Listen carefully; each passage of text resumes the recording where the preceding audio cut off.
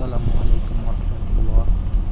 আমি খন্দকার মোহাম্মদ হাসান সৌরভ। আমি বাংলাদেশ থেকে যুক্তরাষ্ট্রের নিউ ইয়র্ক শহরে এসেছি। এখানে এসেছি মূলত অটিজমদের নিয়ে কাজ করার জন্য। আমার যাত্রাটা আপনাদের সাথে না হয় একদিন শেয়ার করব। তার আগে আজকে যে অপরূপ সৌন্দর্য নিউ ইয়র্কের, আমি ফকির চাইতে হাইড পার্কে আমি থাকি।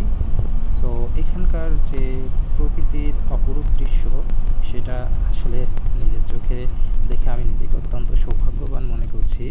মহান আল্লাহ তাআলা কত নিয়ামত দিয়ে আমাদের পৃথিবীতে পাঠিয়েছেন, তার একটা উজ্জ্বল দৃষ্টান্ত হচ্ছে নিউ ইয়র্কের এই হাইড পার্ক।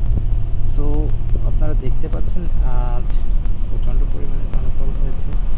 কোথাও কোথাও এই স্নোফলের গভীরতা প্রায় 6 থেকে 8 ইঞ্চি পর্যন্ত হয়ে থাকে। সো আমি জীবনের প্রথম আমার স্নোফল দেখা। অনেকে হয়তো বা মনে করবে যে হাস্যকর বিষয়টা, বাট এটা আসলে So look like a lots of cotton hung on the tree. Yeah, looks like that. সরাসরি এভাবে স্নোফল দেখার সুযোগ আমাকে আগে কখনো হয়নি। আমি আমার সৃষ্টিকর্তার কাছে গভীর কৃতজ্ঞতা জানাচ্ছি।